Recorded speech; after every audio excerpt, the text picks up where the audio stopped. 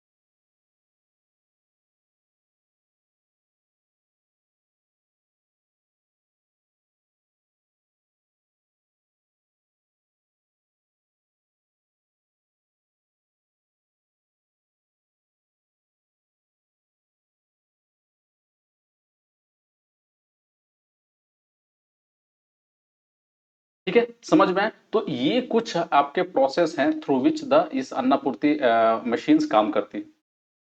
तो आज हुआ क्या था?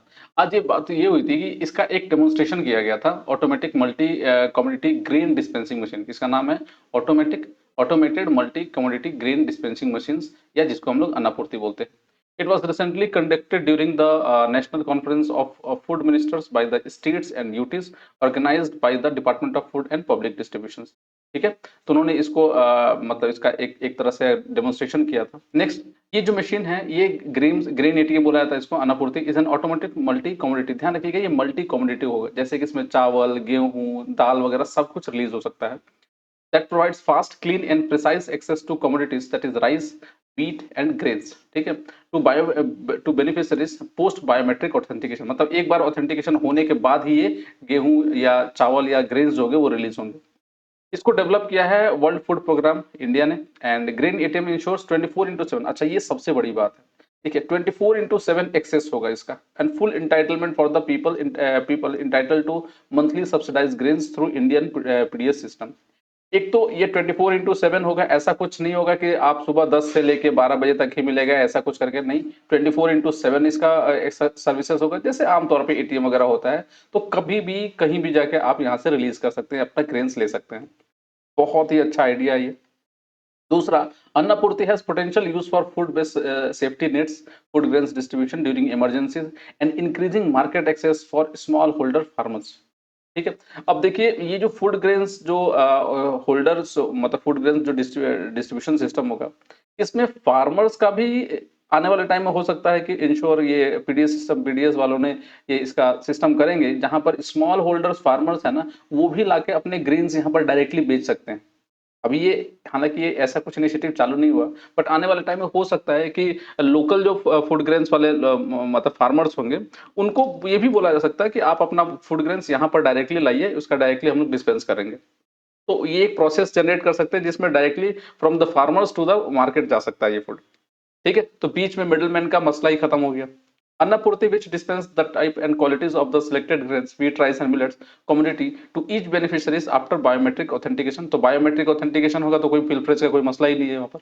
It does away with the possibility of spillage, waste and short weighing. ठीक है, शॉर्ट वेइंग का ही मसला नहीं है कि कभी कभी आप देखे होंगे कि बहुत सारे पीडीएस सिस्टम में जो चीज है, जो वजन होता है वही कम होता है, तो उससे भी बहुत लोगों को कम अनाज वगैरह मिलता है. आई एम श्योर आप लोग सब ये जानते होंगे. नेक्स्ट इसके फायदा और है. अन्नपूर्ति डिस्पेंसेस 1 और 2 grain commodities up to 50 kilogram, 50 kilogram तक एक बार में दे सकता है in 5 minutes with an error rate of 0.01%. ठीक है. And the entire solution, including the volume of the storage unit, is modular or easily assembled and can be put together dispensing on the amount of space available. तो जितना space available होगा उसके उस हिसाब से ही ये ग्रेन्स वगैरह dispense कर सकता है. To ensure food security with efficient energy access, the machine has been designed to consume only 0.6 watt per hour. ठीक है, 0.6 watt per hour सिर्फ इलेक्ट्रिसिटी यूज होगा, तो ये भी बहुत ज्यादा इकोनॉमिकल है. And it can also be attached to solar panel, inverter batteries and elevators for automatic refilling. ये भी काफी अच्छा है. तो एक यूनिक सिस्टम है, काफी रेवोल्यूशनरी आइडिया है. हो सकता है, आई एम श्योर आने वाले टाइम में देखिएगा कि हमारे हर जगह गली नुक्कड़ में इस तरह की मशीनें लगी रहेगी, जिससे लोग जाके अपना फूड ग्रेन्स वगैरह निकाल सकते हैं. और तो पीडीएस दुकानों की झमेला ही खत्म हो गया. यहाँ पर एक मैनुअल जो चीजें होती है. तो that is regarding the Annapurti machines. चलिए अपने अगले न्यूज पे बढ़ते हैं. अपना अगला न्यूज है peste des petits ruminants disease. Highly contagious disease है जिसका आउटब्रेक हुआ है, और इसको हम लोग बोलते हैं प्लेग ऑफ गोट. नॉर्मली इसको आमतौर पर गोट प्लेग बोला जाता है. और ये काफी ज्यादा हिमाचल प्रदेश के एरिया में ना, हिमाचल प्रदेश लाहौल स्पीति के रीजन में ये काफी ज्यादा इसका आउटब्रेक हुआ है. तो न्यूज ये है, an outbreak of a highly contagious animal disease peste des petits ruminants has recently killed 60 sheeps and goats affected around 200 in the highland pastures of the Lahaul and Spiti district of Himachal Pradesh. Next, PPR is a highly contagious viral disease. ध्यान रखिएगा, ये एक तरह का viral disease है of sheep and goat. ठीक है, sheep और गोट की viral disease with high mortality. में मोर्टेलिटी रेट काफी ज्यादा होती है. It is caused by a virus of the family paramyxoviridae and genus Morbilli virus, and it is closely related to the other members of the genus, including the Rinderpest virus, measles virus and canine distemper virus. ठीक है, तो लगभग ये उसके close related families है. And दूसरा ये है, इसमें देखिए सिम्टम्स इसका ये होता है ना कि causes disease with an error of clinical sense. It also causes immunosuppression, which makes animals affected more likely to pick up other infections. दूसरे इन्फेक्शन भी जानवरों को हो सकते हैं. And clinical sign of PPR, fever हो सकता है, आईज एंड नेजल डिस्चार्ज होगा, सोर इन द माउथ, जबान वगैरह फूल जाएंगे, डायरिया हो सकता है, लिस्टलेस हो सकता है, respiratory sign, coughing and pneumonia हो सकता है, abortion and even death. And in case fertility rate is high as 90%, तो मोर कॉमनली अराउंड 20%. ठीक है, तो लगभग 90% तक मोर्टिलिटी रेट होता है इसका. ठीक है, दैट इज रिगार्डिंग द आपका पीपीआरबी डिजीज. दूसरा, ट्रांसमिशंस आमतौर पे it is mainly spread through close contact when A susceptible animals inhales the virus from affected animal, coughing और स्नीजिंग. तो ऑब्वियस सी बात है, कफिंग और स्नीजिंग के दौरान क्या हो सकता है कि जो इफेक्टेड जानवर होता है उससे आपका मतलब वायरस दूसरे जानवर को इन्फेक्ट कर सकता है. And transmission can also occur indirectly through a contact with infected objects, जैसे फोमाइट्स हो गया, such as feet, trough, beddings etcetera. The source of PPRV include secretions from the eyes, nose, and mouth of the infected animals as well as their feces. ठीक है. Once introduced, the virus can affect up to 90% of an animal's herd, and the disease kill anywhere from 30 to 70% of the infected animals. And PPR virus does not affect human. ये इंसानों को नहीं होता है. Next, इसके जो disease प्रेवलेंसेस हैं, it was first describe in 1942 में हुआ था इसको. And since then, the disease has spread to large region in Africa, Middle East, and Asia. And in India, the disease outbreak have been reported in Himachal Pradesh, Andhra Pradesh, West Bengal, Telangana, Karnataka, and Chhattisgarh. तो इन सब states में इसको report किया जा चुका है. And currently, a global initiative driven by the Food and Agriculture Organization of the United Nations and the World Organization for Animal Health exists to eradicate PPR by 2030. तो 2030 तक इसको हटाने की बात चल रही है. साइन वही, नेजल डिस्चार्ज होगा, फीवर होगा, डेथ होगा एंड अबॉर्शंस. तो these are few things contents related to the आपका पीपीआरवी वायरस. चलिए अपने अगले न्यूज पे चलते हैं. अपना अगला न्यूज है वर्ल्ड इन्वेस्टमेंट रिपोर्ट 2023. रिसेंटली अंकटैड ने रिपोर्ट को रिलीज किया. थोड़ा समझते हैं इस रिपोर्ट में क्या है. इस रिपोर्ट ये रिपोर्ट कहता है कि India and Asians were the most buoyant recipients of the foreign direct investment with increase of 10 to 5% respectively. तो फॉरेन डायरेक्ट इन्वेस्टमेंट इंक्रीज हुआ है। FDI flow were higher in developing countries compared with those in the developed economies. जाहिर सी बात है, जो developing countries में वहां पर एफडीआई फ्लो ज्यादा बढ़ा है compared to the developed countries. Next, China is the second largest FDI host country in the world, so around 5% increase. And the FDI in the Gulf region declined, but the number of project announcement increased by 2/3. ठीक है, that is regarding the आपका FDI.